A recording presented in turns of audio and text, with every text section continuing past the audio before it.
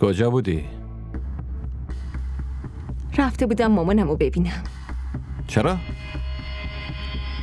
دلم تنگ شده بود. رفتم. خوب پشتم حرف زدی نه؟ از امروز دیگه بدون اجازه من اونجا نمیری.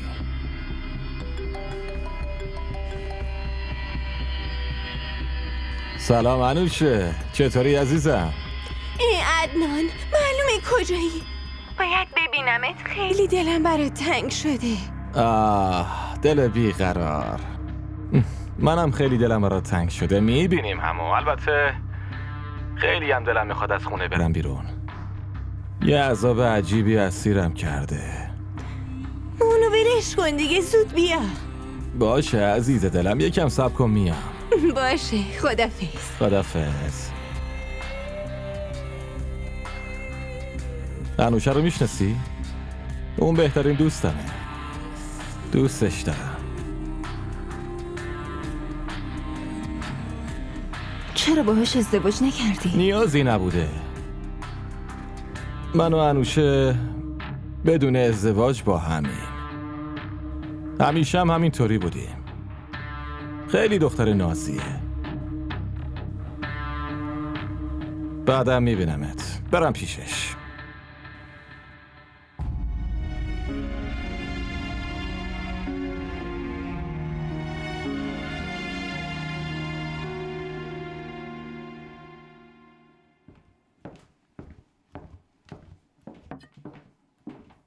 سلام. اینقدر ادب نداری که بهم یه سلام بکنی ها؟ چرا؟ اگه بهتون سلام کنم دیگه گله‌ای نداری؟ الانم ازت گله دارم. معین راست میگه. شما عادت به این گله ها دارین. از عشق معین زندگی دخترمو نابود کردم. چرا قبلا بهم نگفته بودی؟ تو برای زویا اومدی خواستگاری.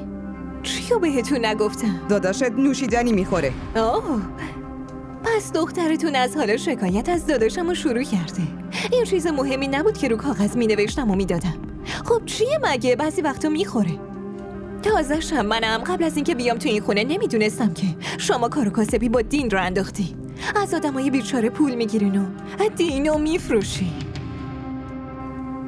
اگه من دارم تحمل میکنم زویا هم میتونه تحمل کنه. مزخرف نگو، ساکت شو. الان میفهمم چرا شرطت ازدواج زویا بود. چی فکر کردین؟ دختر برای داداش من کم بود؟ 1000 تا دختر میخواستنش. تو هم یه دختر مظلوم و بی زبون نیاز داشتی، مثل زویا که همه چی رو تحمل کنه. ببینم حالا مگه سر دختر مظلومتون چی اومده ها؟ رفاه و آسایشش که از اینجا خیلی بیشتره. ما هممون خیلی به اون دختر مظلوم معصوم ظلم کردیم. داداشت نوشیدنی میخوره و کتکش میزنه. جدی؟ قبول دارین که همه اینا تقصیر خودتونه؟ پس شما به زویا بگین که تحمل کردن رو یاد بگیره. بهش بگین خودش رو به اونجا عادت بده. وگرنه برای عدنان دختر کم نیست. دخترتون برمیگرده خونه. متوجه شدی؟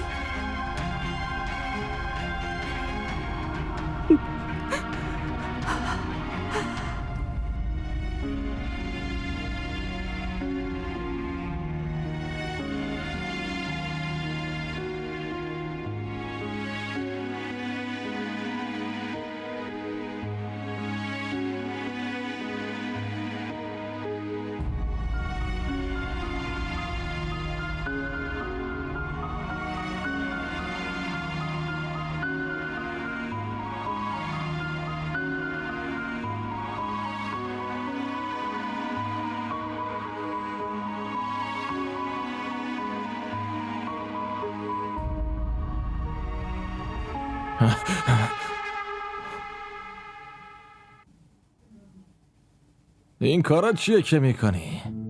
خب داشتم دعا میخوندم. چی کار میکردی؟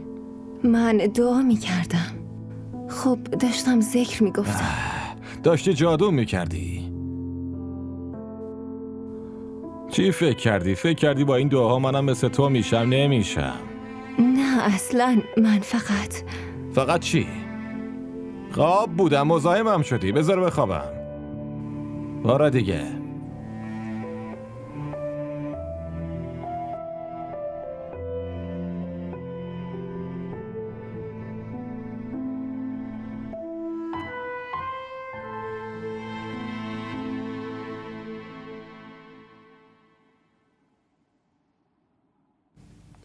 سلام. سلام دخترم، بیا بشین.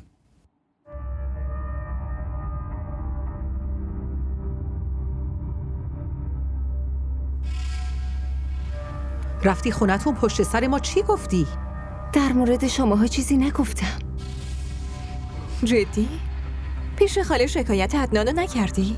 پس حتما باها جن فرستاده که فهمیده عدنان نوشیدنی میخوره. حالا مگه دروغه؟ فقط راستشو به مامانم گفتم. ما تو رو این دخترمون میدونستیم. چقدر بهت محبت کردیم. این بود دستمزدمون؟ آدم وقتی با یکی 2 روز هم زندگی میکنه به گردنش حق پیدا میکنه. اصلا ما هیچی. حداقل هوای شوهرتو داشته باش.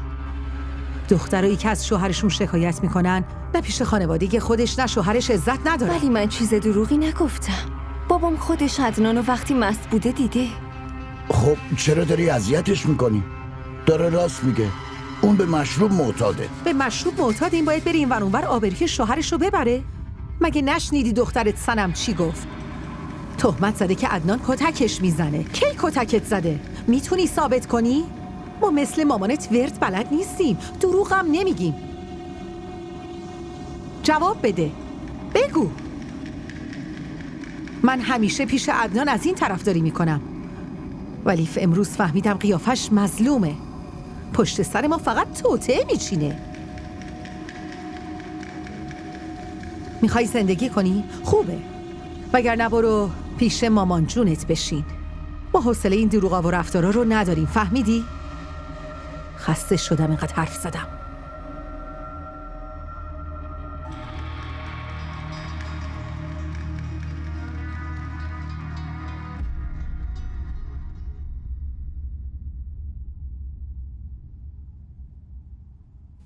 دیروز زویا اومده بود؟ اومده بود. بدون اینکه منو ببینه رفت؟ یکم عجله داشت، برای همین نتونست ببینتت. عدنانم باهاش اومده بود؟ نه، عدنانم نیومده بود، یکم کار داشته. داشتی چی از عدنان میگفتی؟ چیزی نمیگفتم. تو چیت شده؟ چرا اینقدر داری سوال میکنی؟ تو باید با زویا در مورد عدنان یه صحبتی بکنی. حرفی باشه به همون میگه دیگه، مگه نه؟ اون بچه هیچی نمیگه، عادت نداره که بگه. آقا احمد، تو چرا اینقدر نگرانی ها؟ اون ماشاءالله با عدنان خوشبخته.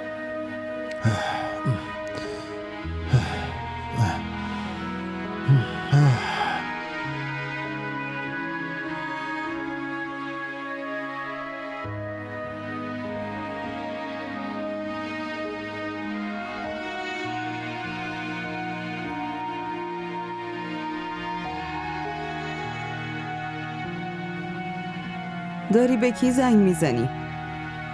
به زویا.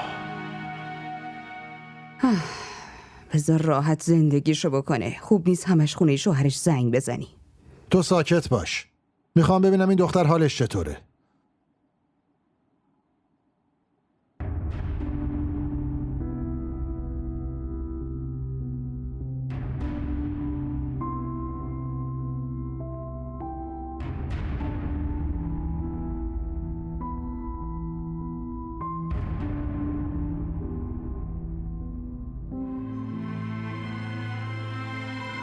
چی شد؟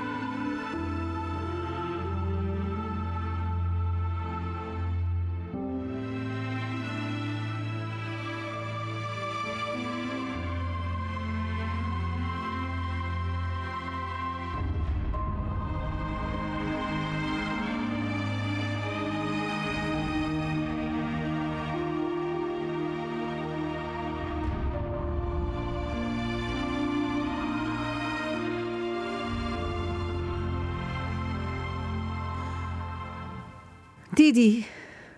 آخر همونی شد که ازش میترسیدم. خب چی شده؟ یه جوری داری سوال میکنی انگار یادت نیست چند لحظه پیش چی شد. زویا رفته همه چی رو از عدنان گذاشته کف دست مامان باباش. اون دختر تقصیری نداره. تو نباید باش دعوا میکردی. به مامان باباش نگه پس به کی بگه؟ تو که خودت میدونی به چه مشکل و بدبختی عدنان و زنش دادیم رفت. من میترسم زویا یه وقت ولش کنه و بره. مامان باباش چی میگن؟ با این پسر چی کار کنم؟ برو از اون دختر بپرس که واقعا عدنان کتکش میزنه. اگه اینطوریه باهاش با محبت حرف بزن. از وقتی تو این خونه اومده دارم باهاش حرف میزنم ولی اون حرف تو گوشش نمیره. این برای ما خیلی بهتره، وگرنه تو که اخلاقی گنده پسرتو خوب میشناسی. قبول دارم پسر من خیلی بده، ولی تو دیگه چی میگی؟ همه چی از خودت یاد گرفته. من تو سن اون اینقدر احمق نبودم. ما ثروت بزرگی تو خونمونه، داره همه چی رو به باد میده.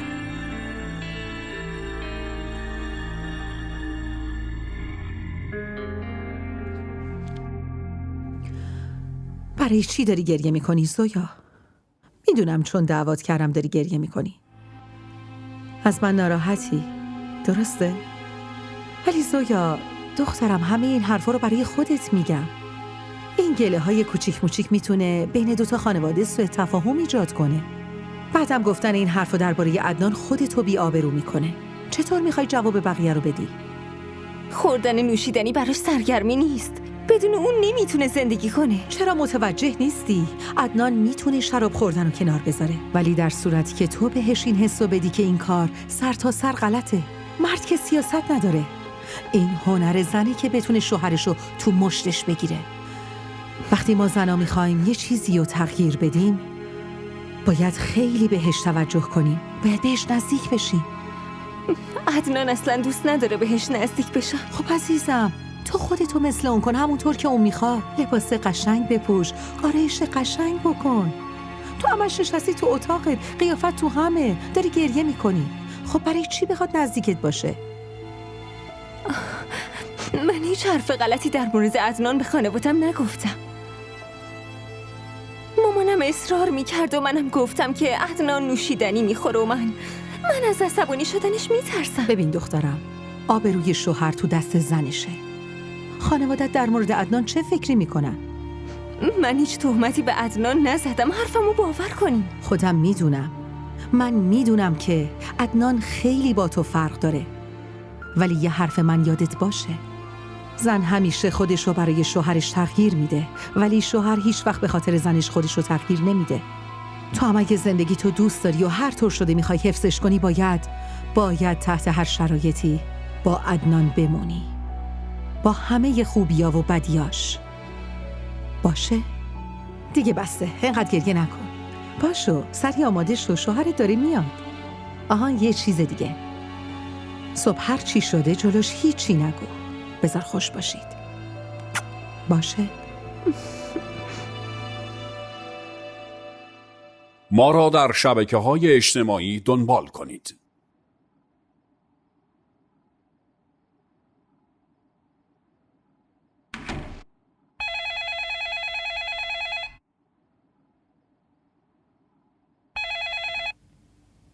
الو؟ سلام، ببخشید میخواستم با زویا صحبت کنم. شما کی هستین؟ من احمد هستم، پدر زویا. آهان برادر، شما خوبی؟ بله من خوبم. راستش از کی دارم شماره زویا رو میگیرم ولی جواب نمیده. میدونید اون حالش خوبه؟ بله زویا خیلی خوبه، تو اتاقشه. حتما موبایلش این ور اون ور انداخته. آها بله. ببینید اون ازدواج کرده، خیلی سرش شلوغه.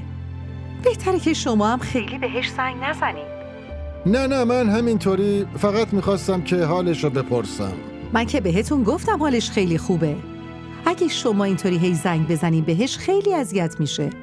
میدونید که زویا خیلی حساسه، همش یاد شماها میفته. اون وقت چطور به اینجا عادت کنه اگه همش بهش زنگ بزنید؟ بله کاملا درسته.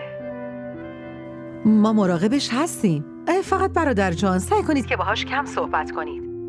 فردا میگم باهاتون تماس بگیره. الان تو اتاقشه، پیش شوهرشه. ممنون. خداحافظ. من واقعا حرف شما زنا رو نمیفهمم. یعنی من چرا نباید بعد از ازدواج با دخترم حرف بزنم آخه؟ چی شده؟ کی پشت خط بود؟ مادر شوهر زویا بود. حرفای عجیب غریبی هم میزد. مگه چی میگفت؟ همین دیگه. شما باهاش کم صحبت کنید. اون خیلی یادتون میفته. خب راست میگه دیگه. بذار به اونجا عادت کنه. آخه مگه من چیکار کردم؟ اگه من میخوام با دخترم حرف بزنم کجای این موضوع بده آخه؟ تو نمیفهمی چرا اینطوری گفته. به هر حال من از اینکه اینطوری با هم حرف زد خیلی بدم اومد. که من دیگه حتی نمیتونم با دخترم 1 کلمه هم حرف بزنم.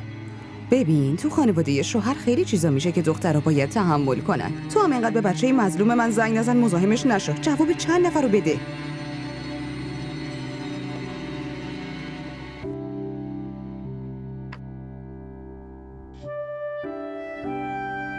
صبح به این زودی چی کار داشتی؟ نتونستم درست حاضر شم. تو واقعا خیلی خوشگل شدی. نیازی به آرایش کردن نداری. جدی؟ من به خودم نرسم بعد بقیه دخترها تیپ بزنن بیان جلو دلتو ببرن آره؟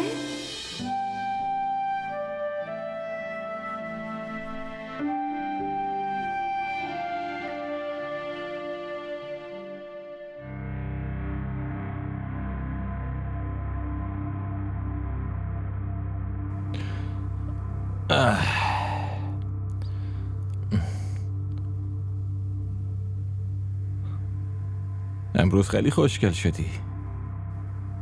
داری جایی میری؟ نه. خیلی خسته شدم بابا. یه چایی برام بریز.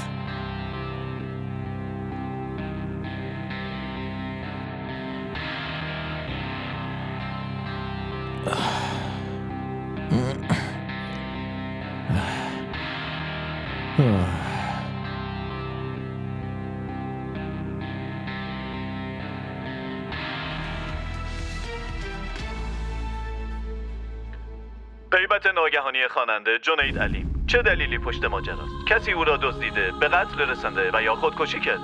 هیچ اطلاعی در دست نیست. خبری هم حاکی از این است که او برای همیشه از کشور رفته. ای بابا، یه دفعه کجا غیبش زده؟ اصل ماجرا چیست؟ هیچ کس اطلاعی ندارد.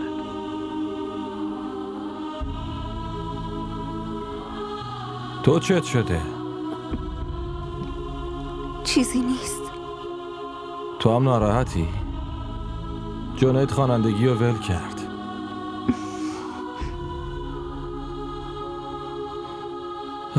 خیلی خواننده خوبی بود. نمیدونم چرا دیگه نخوند. ولش کن. چی کار میشه کرد؟ طاقت میشه براش ناراحت شد. دیگه برای همیشه پشیمون میشه. راستی شب حاضر باش. با دوستان برای شام و اینا برنامه داریم. باشه؟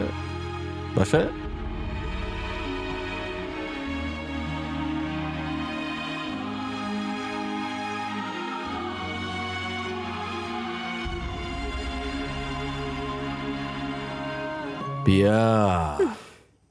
زنت چرا انقدر طول میده؟ خودم هم درکش نمی کنم بابا. هیچی خوشحالش نمیکنه. همش زانوی غم بغل گرفته. کی گفته با همچین دختر احمقی ازدواج کنی؟ الان میفهمم چه غلطی کردم. اومدی؟ انوشه پیشم نشسته. تو برو عقب.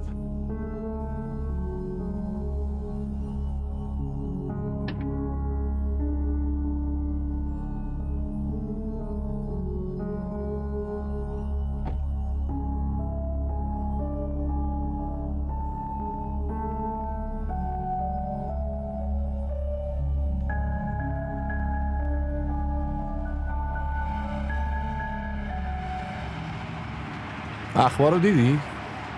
جنید خوندن رو ول کرده. چرا و برا کی هیچ کی خبر نداره. شنیدم از عشق یه نفر ایشون خوندن رو ول کرده. به دخترم نرسیده و رفته.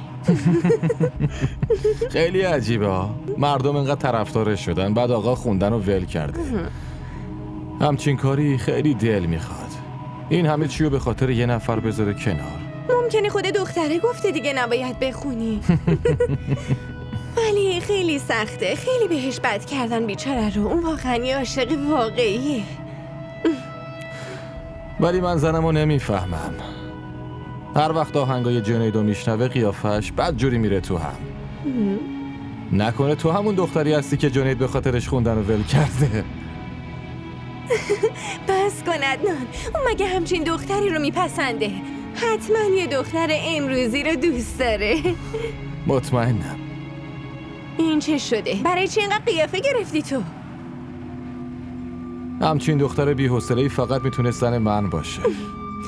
شانست هم اونقدر بد نیست. دوست دختری مثل من داری؟ آره این که هست. این همینطوریه؟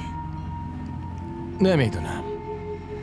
وقتی ازش میپرسی جنیدو دوست داری میگه نه. بعد آهنگاشو که میشنوه قیافش یه جوری میشه که آدم شک میکنه. نمیدونم واقعا.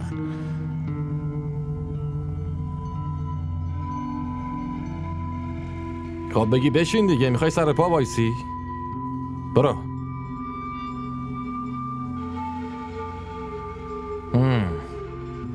بگو ببینم کجا؟ همون پارتی مارتی؟ عشق پارتی. آره. آی موهام گیر کرد. بده من برات بازش کنم. زنت ناراحت میشه. مهم نیست بابا، بیا. چه بدجورم گیر کرده. وایسا بیا در اومد. راحت شدی؟ خیلی ممنون عشق من. چه بدجور گیر کرده بودم. آره ببین این انگشتای جادویی هر جا میره همه چی رو درست میکنه. همه چی اینجوری. سلام داداش. سلام. سلام چطوری؟ خوبه. راستی زنم زویا رو ببین رفیق. جدی؟ آره جدی.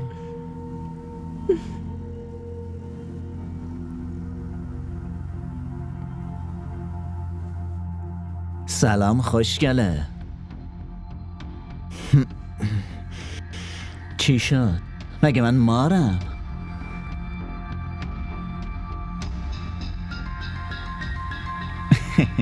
داری کجا میری؟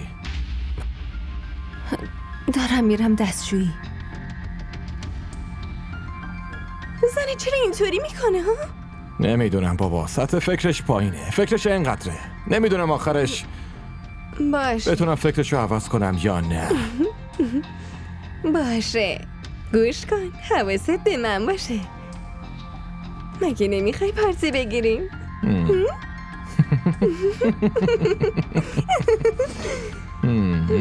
پارتی. اون سمت دریا. بچه‌ها ببخشید دیگه باید واسه زویا وقت بذارم، بعدم میبینمتون. ببخشید.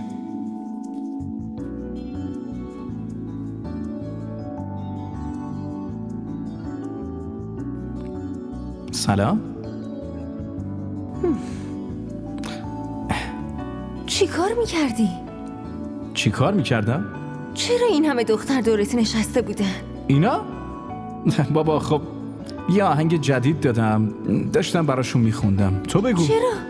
خیلی خوشت میاد جلو دختر پوز خوانندگی تو بدی آره؟ زویا بابا اونا همشون طرفدارامه. خوشم نمیاد با این همه دختر بگیری رو چمن بشینی. چه نیازی به این کار است؟ نیاز به طرفدار داری؟ من برات کافی نیستم.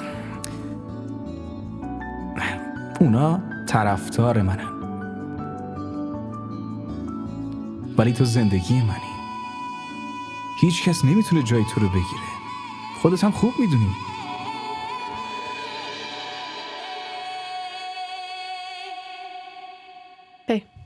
اوه پس تو اینجا قایم شدی. من برات ناراحت نمیشم. راستش نمیتونم من برات دلسوزی کنم. عدنان پسر پولداریه. واسه این ازدواج کردی؟ پس بدون پسرای پولدار همین چیزا رو دوست دارن. دوست دختر داشتن، پارتی رفتن، مشروب خوردن و لذت. من اصلا مثل تو نیستم با مردای غریبه بریزم رو هم. دلم هم نمیخواد خودم رو به نمایش بذارم. پس کاری ازت بر نمیاد، چون اینجا فقط از این خبر هست. شوهرتم رو انگشت من میچرخه. فهمیدی؟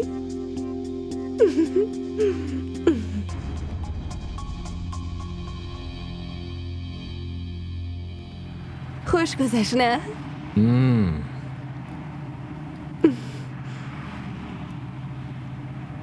خیلی حال داد.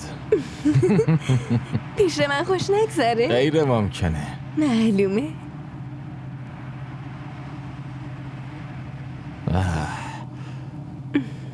پیاده میشی میخوای کل شب و اینجا بشینی؟ من انوشه رو برسونم و بیام. برسونم میام؟ این دیگه چه حرفیه؟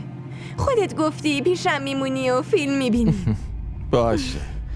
ببین من انوشه رو برسونم نمیام ها. فردا صبح میام. امشب پیش انوشه میمونم. تو برو. ممنون. قابلت نداره.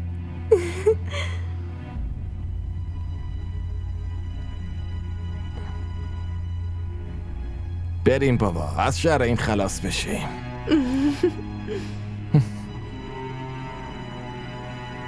قابل نداشت عزیزم.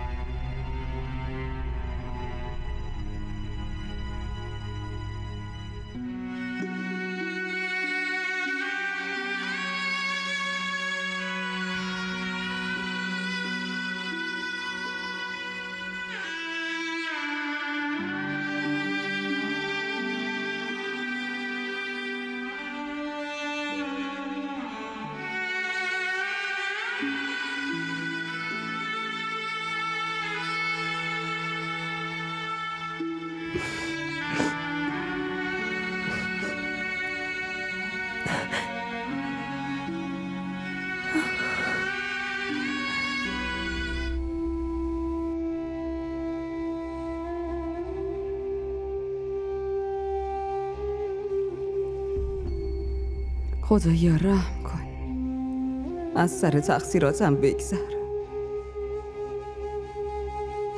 خدایا منو ببخش، تو که میدونی تو دلات چه خبره. منو ببخش، گناه قبلی من ببخش. زویای منو همیشه خوشحال نگه دار، اونو به خاطر گناه من تنبیه نکن. همین یه خواسته رو ازت دارم.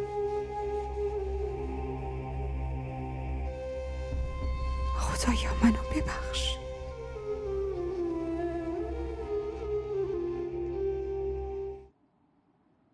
ما را در شبکه‌های اجتماعی دنبال کنید. سلام. سلام دخترم، خوش اومدی. بشین. عدنان هنوز بیدار نشده؟ نه اصلا دیشب خونه نیومده. پس تو چطوری اومدی؟ شما دوتا که با هم رفته بودین. با هم بودیم ولی اون رفت پیش دوستش که شبو با هم بگذرونن. دوستاش همه یکی از یکی بدترن. پسرای عجیبی هم بابا. عدنان یه دوست داره به اسم انوشه. شبو تنها.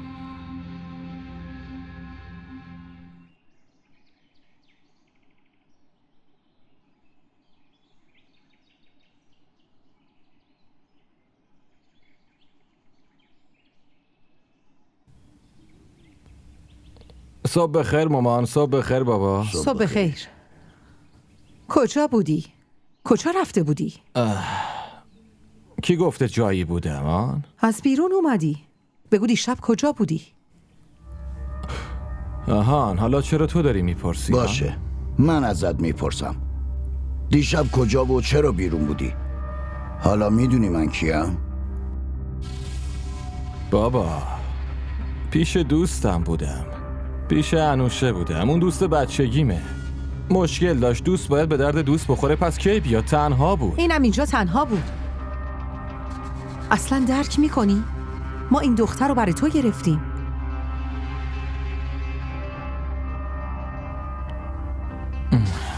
پس زویا شکایتمو پیشتون کرده، گوش مامان بابامو پر کرده. زویا تو زندگیمو عذاب کردی، همش قیافه گرفتی و یه جا نشستی.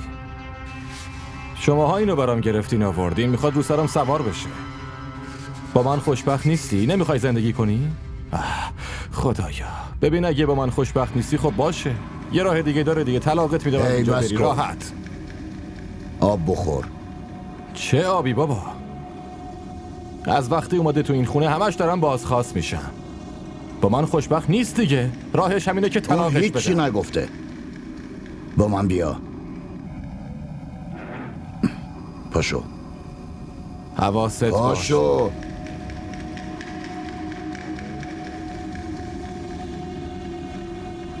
عدنان منو طلاق داده. نه دخترم، اینطوری نیست. تو اصلا خودتو ناراحت نکن. صابونتو بخور.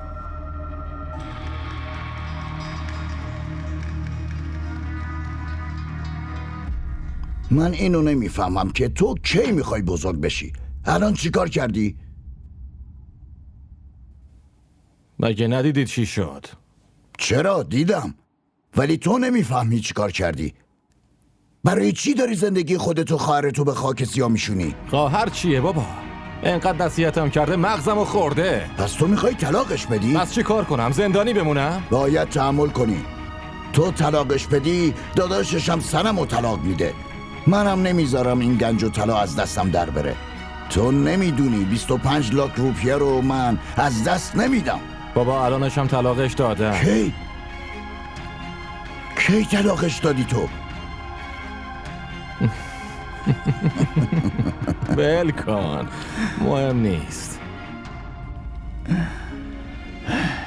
این نمیخواد با هم زندگی کنه، همش داره برای عاشق قدیمیش گریه میکنه. از من، از زندگی من، از کارای من خیلی خسته شدی؟ بیا بریم طلاقت بدم.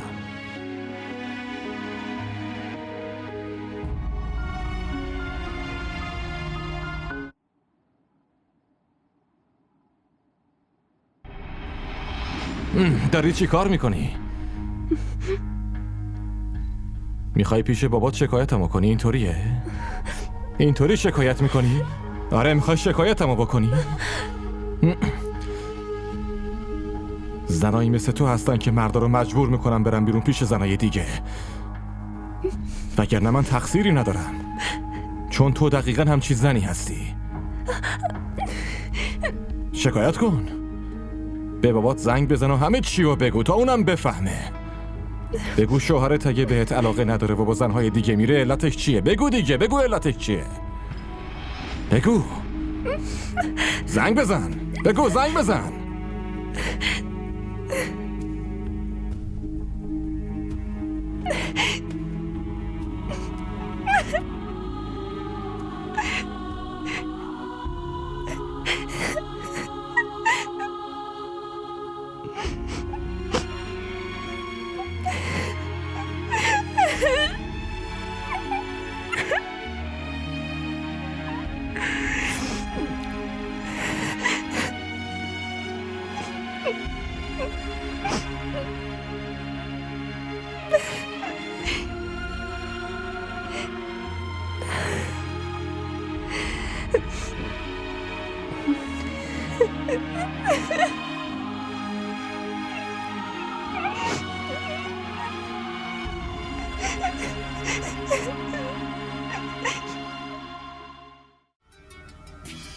مامان؟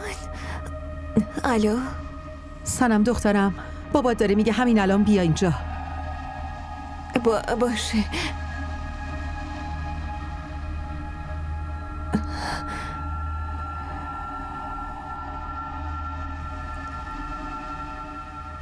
وای مامان، چی شده که این موقع شب زنگ زدی؟ خب بابا یه کار خیلی مهمی پیش اومده، زود پاشو بیا. ما این کجاست؟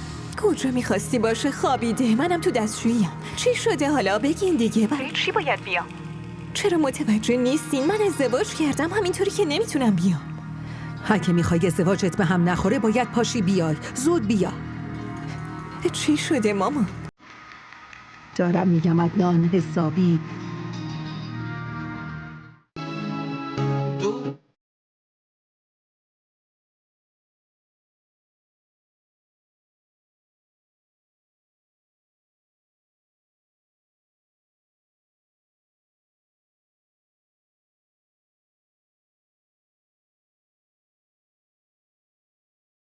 DDTV ارائه کننده بزرگترین سریال های درامای ترکی، کره‌ای، پاکستانی دوبله شده به فارسی می باشد.